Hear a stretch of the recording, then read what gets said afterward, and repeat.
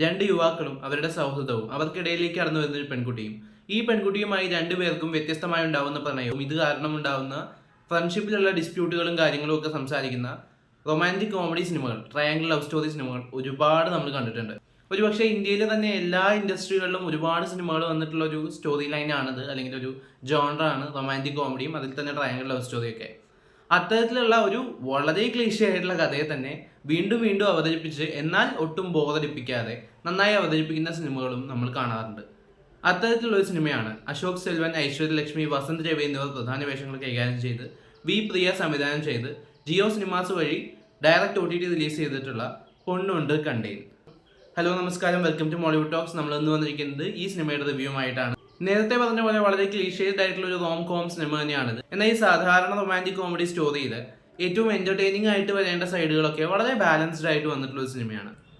ഈ സിനിമയിലേക്ക് വരികയാണെങ്കിൽ റൊമാൻറ്റിക് ട്രാക്ക് ഒന്നും അത്രയ്ക്ക് അങ്ങോട്ട് ഡീപ്പായിട്ടൊന്നും പോയിട്ടില്ലെങ്കിൽ കൂടിയും കോമഡി ട്രാക്ക് നന്നായിട്ട് വർക്കൗട്ട് ആയിട്ടുണ്ട്.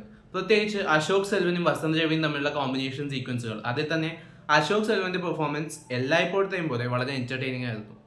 ഒരുപക്ഷെ തമിഴിൽ തന്നെ ഇപ്പോൾ കറന്റ്ലി ഏറ്റവും നല്ല ഫിലിമോഗ്രഫി ഉള്ള, ഏറ്റവും കൂടുതൽ മിനിമം ഗ്യാരണ്ടി എടുത്ത് പറയാവുന്ന ആക്ടറാണ് അശോക് സെൽവൻ.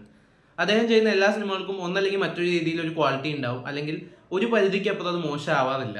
അശോക് സെൽവന്റെ വളരെ ഫണ്ണി ആയിട്ടുള്ള പെർഫോമൻസും പുള്ളിയുടെ സ്ക്രീൻ പ്രസൻസും ഒക്കെ സിനിമയുടെ മികവാണ്. വസന്ത് രവി അദ്ദേഹം ഇതുവരെ ചെയ്തിട്ടുള്ള പരിക്കൻ വേഷങ്ങളിൽ നിന്നും വളരെ വ്യത്യസ്തമായിട്ടുള്ള ഒരു റോളാണ് ഇതിൽ എടുത്തിട്ടുള്ളത്. അതിൻ്റെ ഹ്യൂമർ സൈഡൊക്കെ പുള്ളി അത്യാവശ്യം ഡിഫറൻ്റ് ആയിട്ട് എസ്റ്റാബ്ലിഷ് ചെയ്യാൻ ശ്രമിച്ചിട്ടുണ്ട്. ആ ക്യാരക്ടറിനെ അത്യാവശ്യം പുള്ളിക്ക് ചേരുന്ന രീതിയിൽ പ്രസന്റ് ചെയ്തിട്ടുണ്ട്. ഐശ്വര്യലക്ഷ്മിയുടെ കഥാപാത്രം കുറച്ച് ഓവർ ദ ടോപ്പ് ആയിട്ട് തോന്നി. പലയിടത്തും ആ ക്യാരക്ടറിന്റെ പെരുമാറ്റങ്ങൾ ഒട്ടും ജസ്റ്റിഫൈങ് ആയിരുന്നില്ല. എന്നാലും ഐശ്വര്യലക്ഷ്മി പറയുന്ന ക്യാരക്ടേഴ്സിനൊപ്പം അല്ലെങ്കിൽ ഇവരുമായിട്ടുള്ള കോമ്പിനേഷൻ സീനിലൊക്കെ അത്യാവശ്യം ആക്റ്റീവായിട്ട് നല്ല പെർഫോം ചെയ്തിട്ടുണ്ട്. മ്യൂസിക്കൽ സൈഡ് ഒരു ആവറേജ് ആയിട്ടാണ് എനിക്ക് തോന്നിയത്. അത്ര ഗംഭീരമായിട്ട് പറയാനുള്ള പാട്ടുകളൊന്നും ഇതിൽ ഫീൽ ചെയ്തില്ല. പക്ഷെ ഒരു പഴയ ഒന്ന് രണ്ട് പാട്ടുകളൊക്കെ അവർ പ്ലേസ് ചെയ്തിട്ട് വളരെ രസകരമായിട്ട് ഒരു സീനിൽ ബ്ലെൻഡ് ചെയ്ത് പോയിട്ടുണ്ട്. ഒന്ന് രണ്ട് സീനുകളിൽ ബ്ലെൻഡ് ചെയ്തിട്ടുണ്ട്. ആ ഒരു സംഭവങ്ങളൊക്കെ അത്യാവശ്യം കാണാൻ രസമുള്ള കാര്യങ്ങളാണ്. ഇതൊരു ചെറിയ ബഡ്ജറ്റ് സിനിമയാണ്, ചെറിയ ക്യാൻവാസ് സിനിമയാണ്. അതുകൊണ്ട് തന്നെ വിഷ്വലി ഒരു വലിയ സംഭവത്തിലേക്കൊന്നും പോകുന്നില്ല. സിനിമ ഡിമാൻഡ് ചെയ്യുന്ന, അല്ലെങ്കിൽ ആ കഥയ്ക്ക് കൊടുക്കാവുന്ന ഒരു അത്യാവശ്യം നല്ല ലെവലിലുള്ള സിനിമാറ്റോഗ്രാഫിയും കാര്യങ്ങളും വിഷ്വൽസും കാര്യങ്ങളൊക്കെ സിനിമയിലുണ്ട്. സൗണ്ട് ഡിസൈനിങ്ങും എഡിറ്റിങ്ങും പോലെയുള്ള കാര്യങ്ങളൊക്കെ അത്യാവശ്യം നന്നായിട്ട് വന്നതായിട്ടാണ് എനിക്ക് തോന്നിയത്. സിനിമയുടെ ട്രെയിലറൊക്കെ കണ്ടപ്പോൾ ഏകദേശം പൂർണ്ണമായിട്ട് കഥ അതിലുണ്ടെന്ന് തോന്നിയെങ്കിലും ഇന്റർവെലോട് അടുക്കുന്ന ഒരു സമയത്ത് ഒരു ട്വിസ്റ്റ് ഞാൻ സത്യത്തിൽ അധികം പ്രതീക്ഷിച്ചിരുന്നില്ല. ആ ഒരു ട്വിസ്റ്റിന്റെ റെവിലേഷൻസും കാര്യങ്ങളും ഒക്കെ അത്യാവശ്യം രസകരമായിട്ട് വന്നിട്ടുണ്ട്. പിന്നീട് അങ്ങോട്ട് കഥ പോകുന്ന ട്രാക്കും അത്യാവശ്യം ഹ്യൂമറൊക്കെ ബ്ലെൻഡ് ചെയ്ത് പോയിട്ടുണ്ട്. എന്നാൽ അവസാനത്തോട് അടുക്കുമ്പോൾ ഇത് എങ്ങനെ കൊണ്ടു നിർത്തണം എന്നുള്ളൊരു കൺഫ്യൂഷൻ സംവിധായകയെ വളരെയധികം അലട്ടുന്നതായിട്ട് ഫീൽ ചെയ്തു. അതുകൊണ്ട് തന്നെ അതിനൊരു കൺക്ലൂഷനിൽ എത്തിക്കാതെ എങ്ങനെയോ കംപ്ലീറ്റ് ചെയ്ത് വിട്ട പോലെയാണ് ഫീൽ ചെയ്തത്.